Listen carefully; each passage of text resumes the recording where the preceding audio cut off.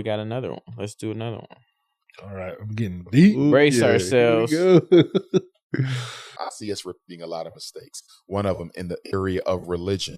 I see Black people identifying with their religion over race. I see African people caring more about being Muslims and Christians than being African, which allows an opportunity for white people who are Christians or Arabs who are Muslims to come in, exploit your emotional attachment to your religion, and they end up using that against us. So when I'm in Africa, there's African brothers who care more about being Muslim than being African. Across the diaspora, you got brothers and sisters who care more about Jesus than they care about Black folks. Nothing comes before the race. Okay, I need to pause it. Yeah, pause it. I need to pause. Hold on. Okay, is that... Yeah, pause that. Okay. Bruh. That last statement, caring about Jesus more than Black folks. Than your culture. Than your culture. Yeah. Your ethnicity. Yeah. Okay. That, to me personally, that's a big flag right there. He must not have a clue of the importance of who Jesus is. Well, it also sounds like he doesn't care about religion. At all. Yeah. Like Antichrist. It's almost like he's like, you need to care about what you can see, what you can feel and touch, more than your Father in heaven. You're like, it's almost like that last statement, like you need to care, like people who care more about Jesus more than being African. Right. Like you need to care more about being African. And like, well, like you obviously, if you believe that God is lesser than man. Yeah. Right. Then what's the first great commandment? That man? is bruh. An absolute diabolical mentality. Wow, bro said, put your culture before the individual that created you. Yeah. That saved you. Yeah. Okay. I don't know. Y'all believe in a. He wants us to believe in the collective humans more than a higher power. Yeah. Like higher authority, higher everything. It's wild. It makes me think of Korihor in the Book of Mormon. Yeah, exactly. Yeah, I mean that's some of the false doctrine that he was teaching. That's what it is. It's just false doctrine that he's pushing out. That's just wild though, because some people believe in it too. I mean, it's interesting you said Korihor because like in the scriptures, I'm trying to remember exactly. I should have prepared for this, but like he was convincing other people, to think that like I think, oh gosh, I'm gonna mess this up completely, but like that God doesn't really matter, you matter, and it's almost exact like he's same, Dr. Omar is the Antichrist, yeah, philosophies of men, most definitely. Mingled with scripture. Wow. Yeah, mingled with scripture. Man. All right. Well, we can keep going on this. Yeah. Before the race. Pan-Africanism, at least Garvey's Pan-Africanism, we talk about African race first, the African family first. Black is always first. And the reason Black is first is God made you Black. God made you an African. Christianity is superficial. Islam. God, like he says, Black comes first because God made us Black first, right? Yeah. So why would the person who created us not be first? Like he's like, God, then we can be, Yeah. Yeah. And just interesting point of view. Yeah. And his how he's twisting logic. Yeah. Yeah. Superficial. All religions are superficial. Why?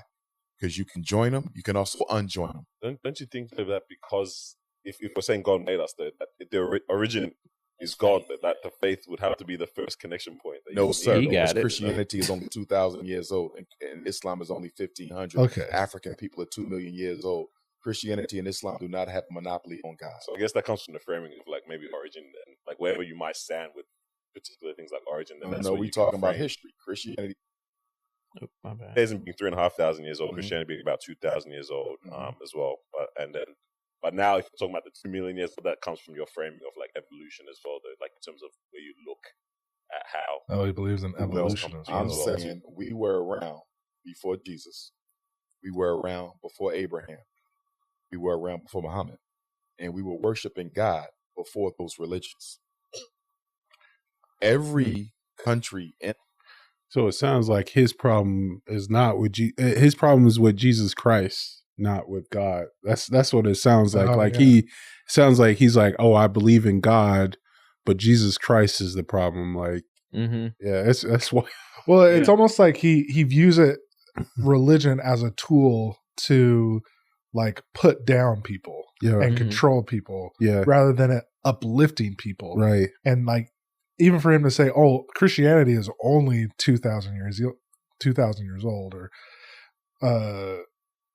Islam is only 1,500 years old, right? But like, God has been there before, today, and after, right? And so it's like an organized religion, Christianity maybe, but Christianity has been around since the beginning because it's all the gospel. Exactly, the gospel has been here since the beginning. Well, did you notice, like, he didn't really explain other faiths, like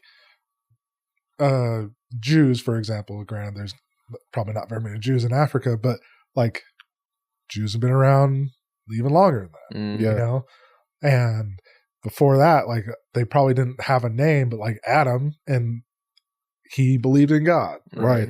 And like, he was the first man, so I don't know. I just think it's like funny. And He's he like, believed in Jesus. Yeah. I mean, it's not in the Bible, and this is the thing I wish we had more that, because I mean, we all know the Bible's been translated, retranslated, things taken out, things like that, but the whole ordinance of sacrifice was in remembrance of the only begotten Son who was going to come and sacrifice himself. So they had a knowledge that the Savior was going to come, and that was a way that they prepared themselves to remember him till the time he came, which was the law of sacrifice. So no, that's facts. That's facts. I was looking at I think it was the Stick of Joseph, and they were talking about how some of the people in the Book of Mormon, before they had even known of Jesus Christ or heard of his birth, they were already trying to follow him. So it's just, man, it's crazy. Yeah. Most definitely. In a spiritual system before those religions showed up. So those religions cannot be the foundation for our work because we pre-existed them. I'm not against the religions. Many of my Pan-African forefathers were pastors of the church. I'm simply saying that cannot be the basis for organization because not all Black people belong to the same religion. Let me give this another way. The reason the Honorable Marcus Garvey is the greatest Pan-Africanist of all time, the greatest human organizer of all time, and the reason he was most successful than any other organization that came after him is he was one of the only leaders we had who did not put a religion on his movement. The Garvey movement was a government. It was not a religion. Honorable Elijah Muhammad, respect to him, but he put Islam on it. Noble Drew Ali put Islam on it. The Hebrew fathers, they put Hebrew on it. Father Divine, Daddy Great, they put Christianity on it. Even in the continent, many of the movements had a religious flavor to them.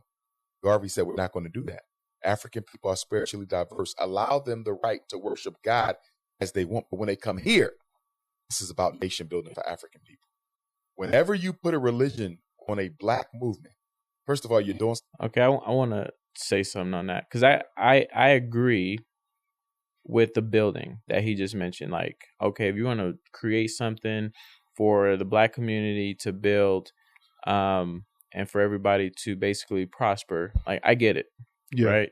Yeah. But to say we got to take religion out of it, that part I don't agree with, because personally, the essence of religion, I know in our faith we have it's a higher law of consecration. Yeah. So ultimately, let's say if we are practicing our religion how we ought to, eventually we're going to get to that point. Like, we will get to a point to where as a community, we're helping one another, we're prospering. Yeah. Right. So it's not religion, it's the way people apply religion, the way we practice religion. Right. Religion is not the problem. I actually really love that. It's it's how we apply it.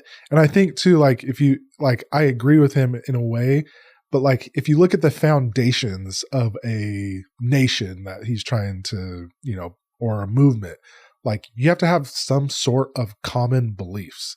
Mm-hmm. And I get that's what he's trying to say. Like we need to go past that and build on our culture. But at the same time, your culture needs to have common fundamental building blocks in order for you to create something larger. Yeah. So like, I mean, even if you think about the creation of the United States, like we believe in freedom of religion, freedom to speak, free, like we have our, like the Constitution. Yeah. Our Bill of Rights. Yeah. And so that's what it's built on and how it's been created. And so I agree with him in the fact that he's saying we need to have some type of foundational common beliefs, but those can be religion, you know? Yeah. And like, even if you compare all the different religions, we can all like, I think that's what's honestly so great about the United States is we still have common beliefs, but it's like, you can believe in whatever God or gods that you want to believe in, but we need to be able to speak whenever we want and about what we want. We need to be able to do the things that we want without government persecution. So like in that, like I agree, but like he's saying that it can't be from a basis of religion. And I think that's false. Yeah. It's crazy when people think that, you know, they try to separate religion from God, you know, and yeah, the word religion, you know, like for sure, like it's made up, but like God is not made up. And so if God, or because God is not made up, like anyways, yeah. So I'm not even gonna go there, but but yeah, it's just crazy to see how he's trying to separate religion. Or, you know, you even have people who are like, oh, I'm spiritual, but I'm not religious. It's like, what? Like, what does that even mean? You know, like, yeah. I mean, I get it. Because I've been in a place at one point where it's just like you put a lot of people like to replace the word religion with relationship, with, you know, relationship with God, which I get it. Yeah. At the end of the day, it's faith. It is some sort of religion. If you want to take the ritualistic part of it out, you know, but it's still religion, and your religion can be a relationship, you know, with God and the God that you worship. So at the end of the day, I feel Mo made a really good point, like in terms of, even though there are so many different beliefs, a lot of us have usually commonality. Like there's usually one or two things that's really common of all religions across every aspect: Islam, Christianity, Judaism, and that is love towards their God and then love towards people. Right. Yeah. And so if you practice that in the center, you know, everything else is gravy. You know. Yeah. Well, I think that's interesting too, because it's like you have to have common beliefs, or you have to have things in common in order to create a community, to create a movement, or whatever, or country, whatever you want to call it. Yeah. There needs to be some commonality. Like, you know, I think that's why in the United States we have a lot of issues, is because some of the common fundamental things that we thought about ourselves have kind of eroded. Yeah. But like in what you were saying, like we would have something in common in order to build something greater. So, let's hit them a little more, because we don't suffer because of what we believe. We suffer because of who we are. But even more importantly than that, because our people are so religiously immature, I'm never going to feel comfortable as a Christian being a part of a Muslim movement. I'm never going to feel completely comfortable as a Muslim being part of a Christian movement. As Malcolm said, leave the religion out of it. Focus on being African. What is wrong with rallying around your biological, psychological, spiritual, genetic, and anthropological connection to the mother continent?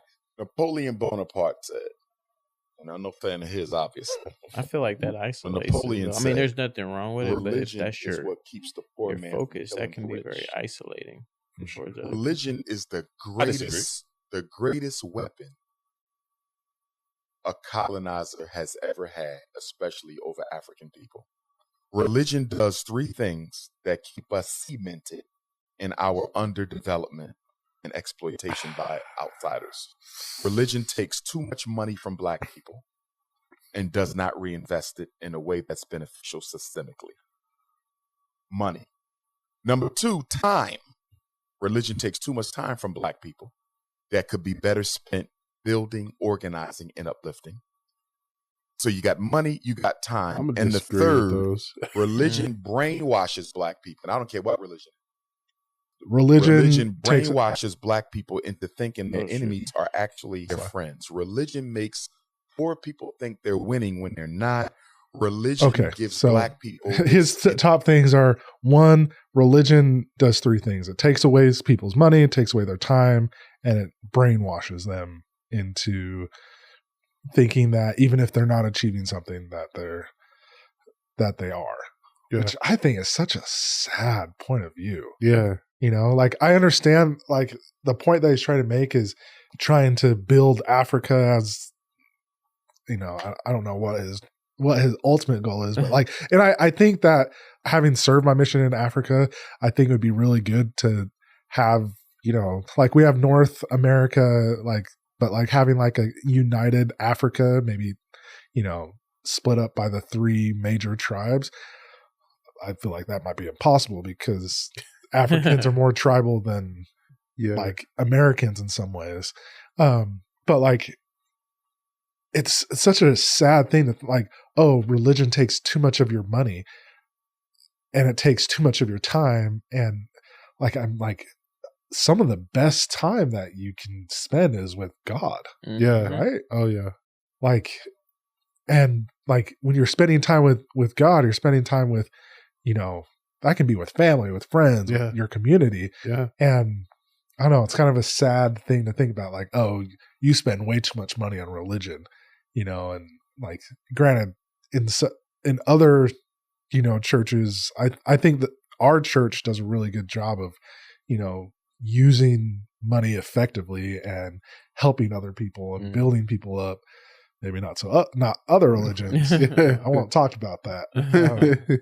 But yeah, it's kind of a sad. It is. It really is. Because when he was talking about how like religion has been used as a weapon, to an extent it has. Yeah. You know, like I've heard a bunch of different stories from First Nations being, you know, abused and raped, you know, by Catholic priests and stuff up in Canada to a slew of things. But one thing I know for sure, and I know this from my own ancestry and doing work, is that God and Jesus Christ has always been a part of my ancestry line, you know, from preachers, you know, to preachers holding their chapels as places of refuge from runaway slaves and stuff like that. And so I think there's 2 sides to that, you know, and I think if we're going to say it's a weapon, we need to share both of those sides. Yeah. You know, so most definitely.